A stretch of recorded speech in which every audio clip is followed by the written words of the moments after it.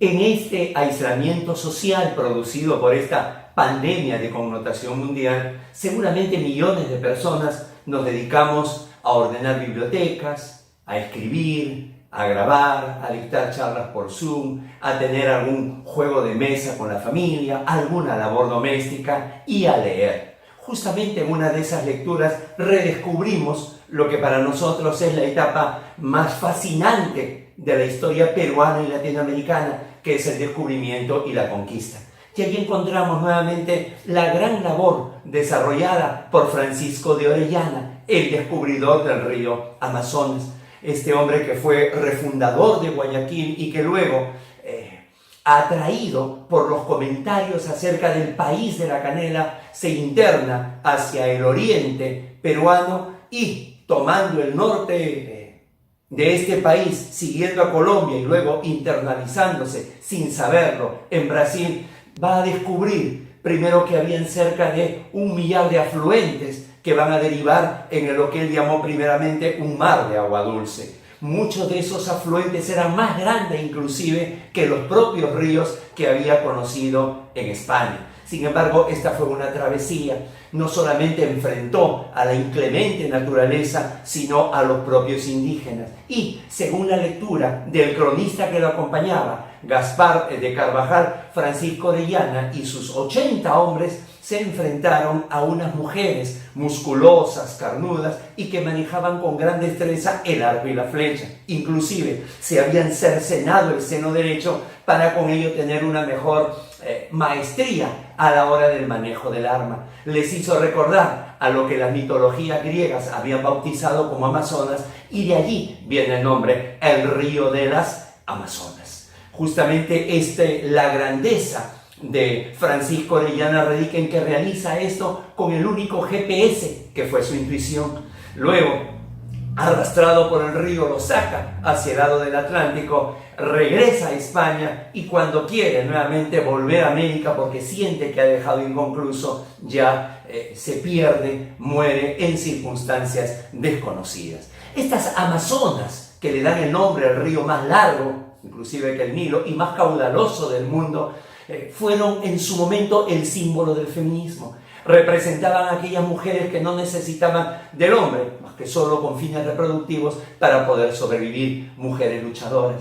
Sin embargo, algunos autores sostienen de que las Amazonas en la mitología griega vivían en la isla de Lesbos. De allí viene el término lesbiana. Y durante algún tiempo no solamente significó el símbolo del feminismo, sino también el símbolo del lesbianismo. Y con ello el origen de la primera letra de la sigla LGBTI. Esta minoría, este grupo minoritario con una orientación distinta, digamos, muchas veces a la heterosexual, y que de alguna manera ha cobrado una relevancia enorme cuando el pasado 12 de marzo la Corte Interamericana de Derechos Humanos condena al Perú por violación de 6 derechos humanos, 6 derechos fundamentales contra una persona perteneciente a este grupo, el caso Azul Rojas Marín. De eso hablaremos el día de hoy. Soy Guido Aguilar Grados y esta es la entrega 137 de Tribuna Constitucional. No olvide suscribirse, no olvide difundir el canal. Sean todos bienvenidos. Hace exactamente medio siglo, las leyes norteamericanas prohibían a los homosexuales su reunión en bares. Y entonces esto, que era visto como una normalidad, inclusive en tiempos anteriores, el escritor Oscar Wilde le costó la cárcel el haber confesado su homosexualidad. Parecía que esto era relacionado con el escándalo, era relacionado con la poca vergüenza y por ello se sancionaba. De tal manera que iban las fuerzas del orden cuando encontraban a este grupo de personas reunidos y los detenían. Sin embargo, todo cambia en Nueva York, en el emblemático barrio de Manhattan, en un café, en un bar denominado Stonewall. En Stonewall, el 28 de junio de 1969, se invirtieron los papeles. Es decir, la policía que debía detener a las personas que estaban allí, generalmente lesbianas, gays, transexuales, Insisto, cambia la situación, porque es ahora que ante la rebelión de este grupo es la policía quien termina encerrada en el bar buscando su defensa. Veamos. La ley de conducta escandalosa prohibía a los gays y lesbianas a reunirse en bares y a servirles alcohol. Las redadas eran habituales. Pero el 28 de junio de 1969 en el bar Stonewall en Manhattan, los más marginados se rebelaron. Travestis, afeminados y marimachos se enfrentaron a la policía. Los agentes quedaron atrapados en el interior, lanzamiento de piedras, ruedas de las patrullas pinchadas y un intento de quemar el local. Nacía el Gay Power.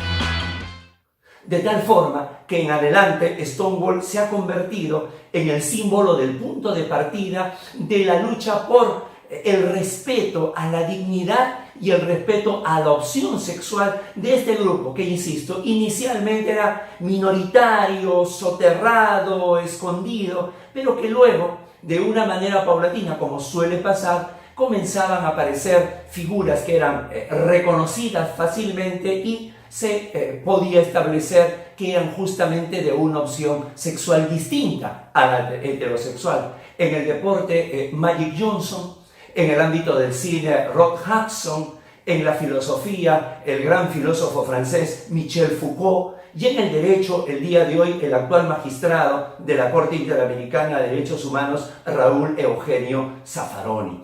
De tal manera que cuando esto de acá, de alguna manera, iba en la evolución, iba en esta lucha por evitar esa discriminación, ese trato despectivo, ese trato agresivo, intolerante hacia este grupo con una opción sexual distinta, se fueron formando las siglas. La L de lesbiana, ¿no? Es decir, aquella mujer que tiene como atracción a otra mujer. Gay, el varón que tiene como atracción sexual a otro varón. B, bisexual, aquella persona que tiene atracción hacia una persona del mismo sexo y persona de otro sexo.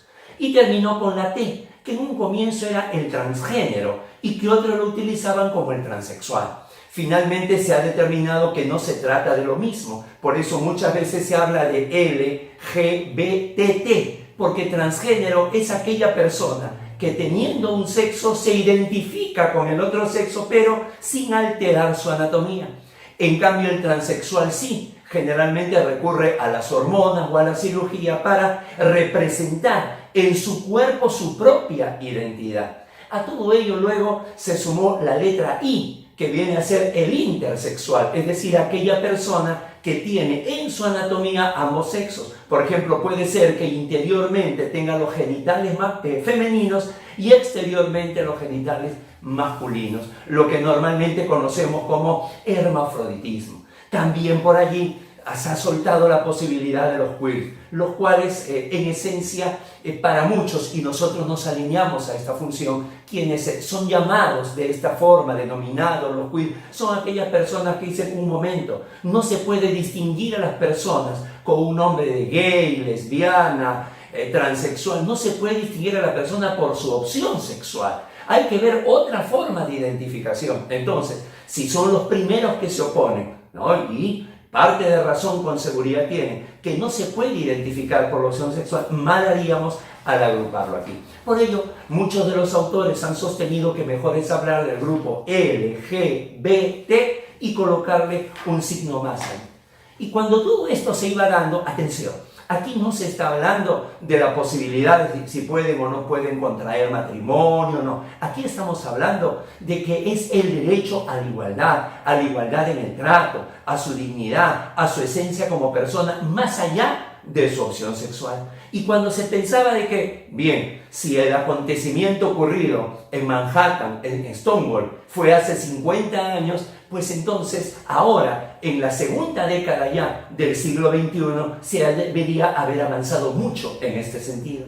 Sin embargo, cuando llega esta sentencia de la Corte Interamericana de Derechos Humanos, pareciera que con un solo acto se puede desandar todo lo avanzado.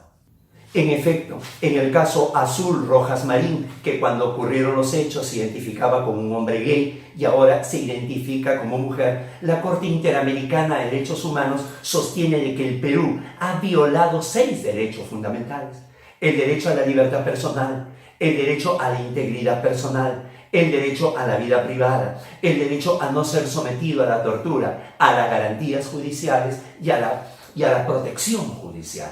De tal forma que cuando estos términos de que en el país se ha practicado la tortura, estos ámbitos de que en el país ya se había dejado de oír de vulneraciones a la integridad personal y a estos tratos tan reprobables de discriminación, vuelve nuevamente en este año 2020 una sentencia condenatoria. Resulta que Azul Rojas Marín se encontraba caminando hacia su domicilio y es detenido por un vehículo en el cual iba un policía y miembros del serenazgo. Luego de golpear, la obligan a subir y es llevada hasta la comisaría de Casa Grande, en el norte del Perú. Allí la van a llevar a una suerte de calabozo y luego de darle insultos irreproducibles por su opción sexual, la desnudan, la siguen golpeando y finalmente van a introducirle por el ano la vara que suelen utilizar los policías.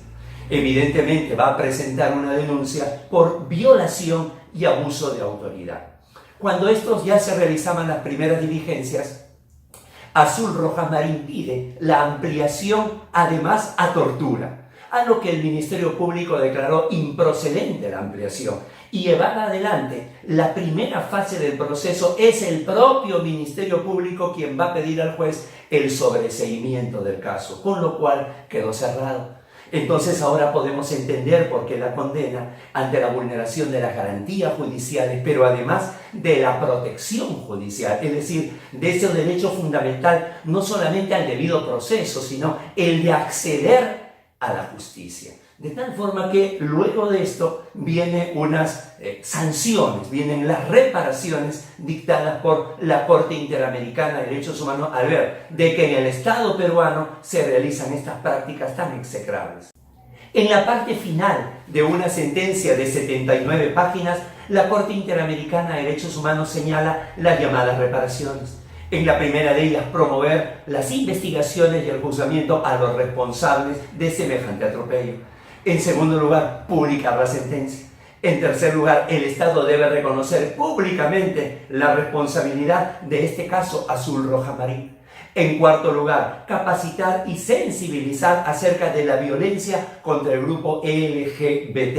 En quinto lugar, implementar protocolos, para investigar y para juzgar casos similares al que se ha dado. Sexto, hacer esto de manera científica, es decir, con cifras, con índices, con estadísticas que muestren cuál es la realidad en el país acerca de la violencia contra este grupo minoritario. Y por último, el pagar las reparaciones correspondientes. Es acá donde nuevamente, si bien es cierto, la Corte Interamericana de Derechos Humanos señala de que va a realizar una supervisión periódica, es la oportunidad para que, a pesar de estas circunstancias difíciles que vivimos, esto se pueda cumplir, para que de alguna vez en el ordenamiento peruano coloquemos los óbices, los obstáculos, las vallas, que no dejen pasar a la intolerancia, que no dejen pasar a la discriminación.